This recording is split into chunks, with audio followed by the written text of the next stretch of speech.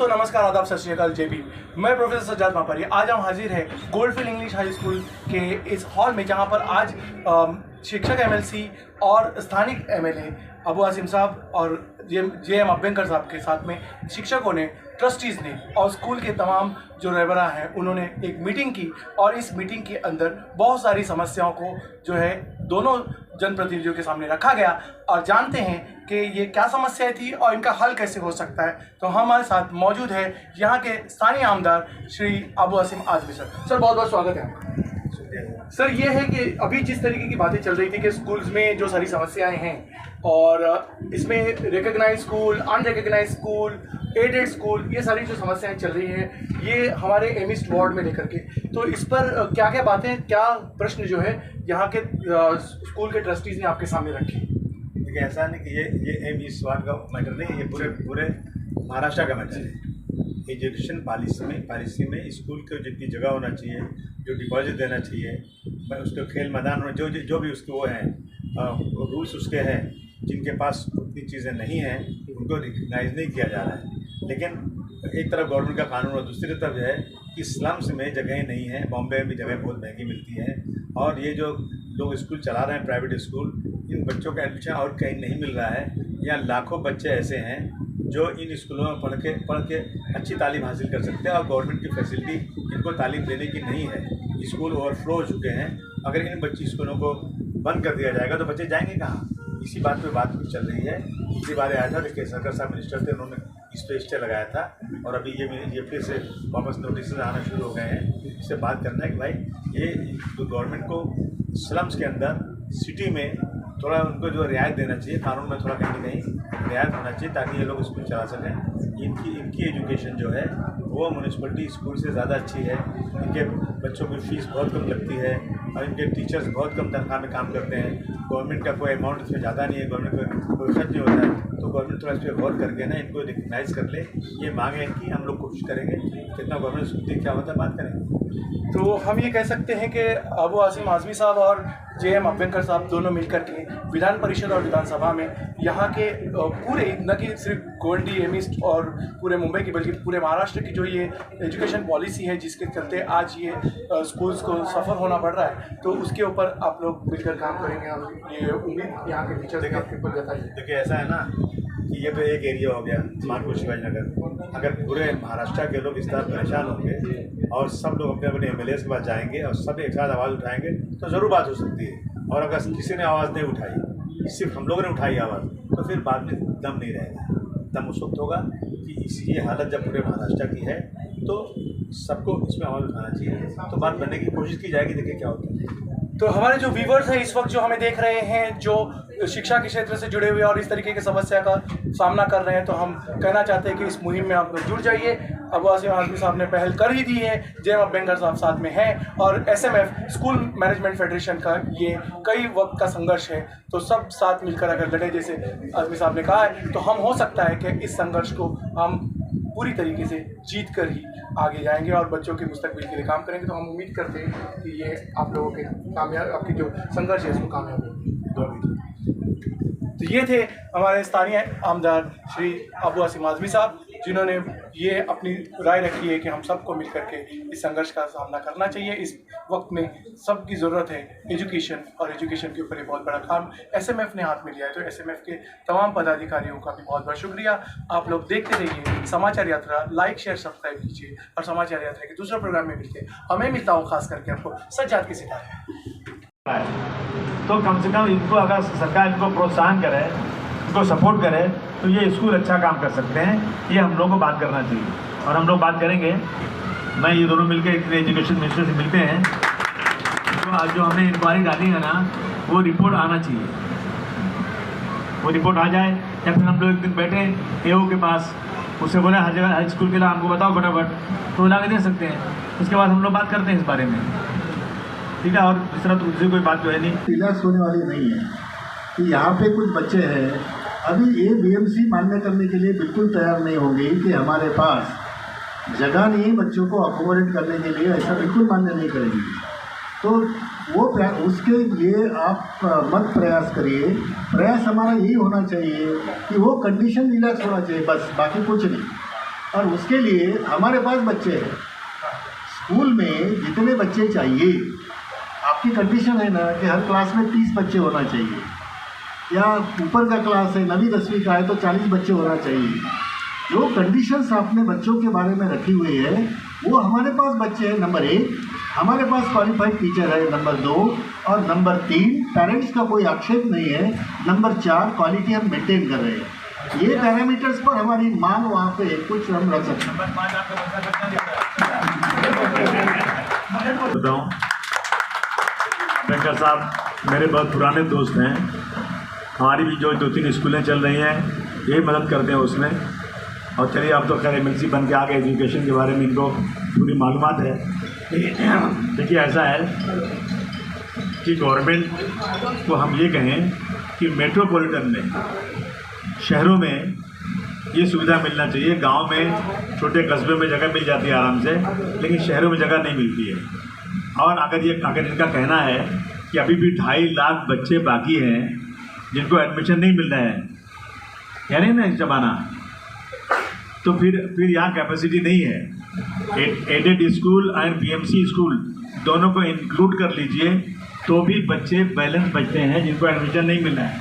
अगर ऐसा है तो सरकार को स्कूल बंद करने का कोई राइट नहीं है। पहले आप सब जितने बच्चे यहाँ हैं उनको सबको एडमिशन दे दें, उसके बाद बात करें कि भाई हाँ ठीक है अब जो है हम स्कूल बंद करेंगे। पहले ये सवाल पैदा होता है। ये हमारा बहुत वैलिड पॉइंट होगा कि अगर स्कूलों में ओवरफ्लो है, बच्चे एडमिशन नहीं मिल रहा है, वेटिंग पे हैं, तो ये बात हम लोग बहुत जोर में कह सकते हैं, बराबर ना, कि आप पहले स्कूल खोलिए और उसके बाद बात कीजिए आप। दूसरी चीज़ है जो स्टैंडर्ड है पढ़ाने का, इन लोगों का म्यूनिसिपलिटी स्कूलों से बहुत ज़्यादा अच्छा है। सैलरीज बहुत कम मिलती हैं इनको, लेकिन फिर भी ये लोग डिवोटेड हैं इसके लिए। ये लोग जो बेचारे बच्चों को पढ़ाने के लिए ये लोग बहुत कम तनख्वाह लेकर के बच्चों को पढ़ा रहे हैं। सरकार को इनको जो है फेलिसिटेट करना चाहिए, भाई आप लोग जो है समाज के लिए इतना अच्छा काम कर रहे हैं, इतने कम पैसे लेकर कर रहे हैं। इस पर हम लोग डिस्कशन करते हैं मिनिस्टर से। पहली बार हमने जब बात किया था ना उनसे, जो मिनिस्टर इसके पहले थे दीपक केसरकर, तो उन्होंने फटाफट इसको रोक दिया था। अभी ये आया ज़रा इसको बहुत ही ज़रा उसमें बात कर रहे थे, उस जरिए इनको ज़रा ठीक करना पड़ेगा, इसे बात करनी पड़ेगी। इस तरह से बात मत कीजिए आप पहले सिचुएशन देखिए क्या सिचुएशन है। वो इतने दमदार है कि अगर वो अकेले भी खड़े होकर सदन में आवाज़ करते तो महाराष्ट्र में वो आवाज़ गूंजती है। तो आपका मुद्दा जो है वो अबू आसिम साहब के आगे आप ज़रूर रखिए और उन्हीं को बोलिए कि आगे बढ़कर काम कीजिए। भी जाता हूँ, एक बात बोलता हूँ कि मुझे सबसे पहले बोलने का मौका मत दो क्योंकि लोग आए हुए नहीं होते, और लास्ट में बोलने का मौका मत दो क्योंकि लोग जाने के हुल में होते हैं, कोई सुनता नहीं है।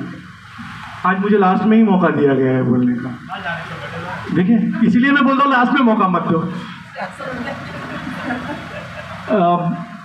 Everything has been said by all our dignitaries and post holders.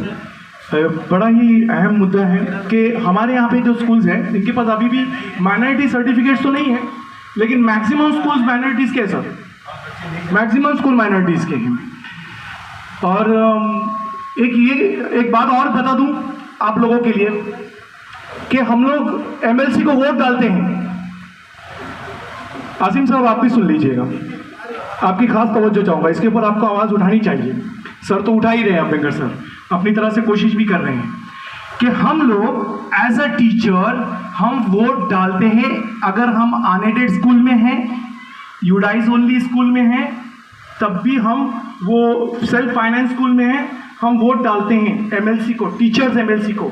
लेकिन टीचर्स MLC पे ऐसा बंधन है कि वो किसी भी अनएडेड स्कूल को अपने फंड से कोई चीज़ नहीं दे सकता। Yes sir, I am right, नहीं दे सकता। तो हम वोट क्यों डाल रहे हैं? और ये कौन सा कानून है हमारे महाराष्ट्र सरकार का कि अपने वोटर के हक में हमारा प्रतिनिधि हमारे लिए खर्च नहीं कर सकता, हमारे टैक्स का पैसा। कुछ साल में ये एडेड स्कूल्स खत्म हो जाएंगे सर, ये साजिश है, ये षड्यंत्र है। सो एडेड स्कूल्स खत्म हो जाएंगे, ये एडेड स्कूल के सारे टीचर्स मुंबई से बाहर रहने चले जाएंगे। ये सब होने के बाद आपको वोट कौन डालेगा? क्योंकि जब हमारा MLC हमारे लिए खर्च ही नहीं कर सकता तो why should we vote for you? तो हम तो उद्धव साहब के सामने भी ये रखने वाले थे कि आपके ही आदमी चुन कर आते हैं मैक्सिमम टाइम पे ग्रेजुएट्स कॉन्स्टिट्यूंसी में, टीचर्स कॉन्स्टिट्यूंसी में, और जब हमारे लिए हमारा एमएलसी खर्च ही नहीं कर सकता है तो फिर हम वोट क्यों करेंगे आपके आदमी को? हाँ, तो अभी 4 साल के बाद इसीलिए तो सब ने असीम भाई, ये बहुत गंभीर मुद्दा है कि अपने वोटर के लिए एमएलसी खर्च नहीं कर सकता। दिस इज वेरी सीरियस, और ये बहुत बड़ा कॉन्स्पिरेसी है हमारे ही खिलाफ, वोटर्स के खिलाफ, conspiracy against the voters of teachers constituency. तो ये मुद्दा भी रहे। और ये कहना चाहता हूँ, मैं बहुत लंबा भाषण नहीं देने वाला हूँ, मैं वोट ऑफ थैंक्स के लिए आया था। So I am very much thankful to all our SMF team. ज़रा एसएमएफ टीम के लिए ज़ोरदार तालियां बजा दी। मैं सबका नाम नहीं लेना चाहता क्योंकि बहुत लंबी लिस्ट है, बहुत मजबूत टीम है, और ये सारी टीम जो है ये मिल करके ये प्रोग्राम को करती है, कामयाब करती है। इस टीम के जो रूए रवा है सईद सर के लिए एक बार जोरदार तालियां। आज सबसे ज़्यादा तालियों की हकदार अगर कोई है तो शबाना मैडम है, क्योंकि माइक संभालने की जिम्मेदारी हमारी दोनों की 50-50 थी, लेकिन उन्होंने 90% कर लिया। मैं सिर्फ 10% का हकदार रह गया हूँ। इंशाल्लाह। तो ये ज़ोरदार तालियों के साथ उनका भी हम शुक्रिया अदा करें। और हम शुक्रिया अदा करते हैं हमारे यहाँ पे जो सबसे वरिष्ठ हमारे जो एजुकेशन फील्ड से वकील खान साहब हैं, वरिष्ठ समाज सेवक, वरिष्ठ शिक्षण क्षेत्र के बहुत बड़े कार्यकर्ता हैं और हमारे साथ हमेशा रहते हैं। हमारे साथ पर उनका साया रहे इंशाल्लाह, और तमाम दुआओं के साथ हम आगे बढ़ते रहें। तो ज़ोरदार तालियां वकील खान साहब के लिए भी हो जाए। और हमारे यहाँ की जो शिक्षक सेना की टीम है, तो मेरे बहुत ही खास दोस्त, मेरे हम प्याला हम निवाला प्रकाश शेरके सर, जो हमेशा मेरे साथ रहते हैं, मेरे साथ रहे हैं, और आज हमारे साथ मौजूद है शिक्षक सेना की टीम के राजगीर सर है, पाटिल सर है, और साथ में अर्जुन भाई का भी यहाँ आना हुआ। तो सर बहुत बहुत शुक्रिया आपका भी यहाँ आने के लिए। और हम शुक्रगुजार हैं तहे दिल से हमारे एमएलसी JM अम्बेडकर साहब का, और हमारे MLA जो है अबू आसिम आजमी साहब के। आज ऐसा होता है कि किसी प्रोग्राम में MLA होता है, किसी प्रोग्राम में MLC होता है। हमारे पास विधान परिषद और विधानसभा दोनों है, इसलिए हमारी ताकत ज़्यादा होनी चाहिए। और सबसे ज़्यादा अगर हम किसी के शुक्रगुजार हैं तो गोल्डफील्ड इंग्लिश हाई स्कूल के चेयरमैन इश्तियाक खान साहब के, जिन्होंने ये मंच हमें यहाँ पे दिया, और हम आज यहाँ पर आपके साथ इस हॉल में, इस मंच पर खड़े होकर के बात कर सके। हम एक सूचना में एक रात में हॉल तैयार हुआ है, हमने 2.5 दिन की झोपड़ी देखी है, 1 दिन का हॉल देख लीजिएगा। तो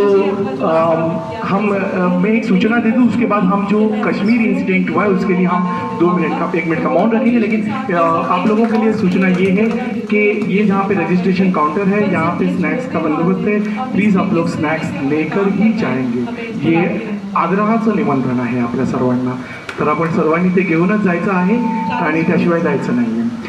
अभी हम 1 मिनट के मौन के लिए ज़रा खड़े हो जाए।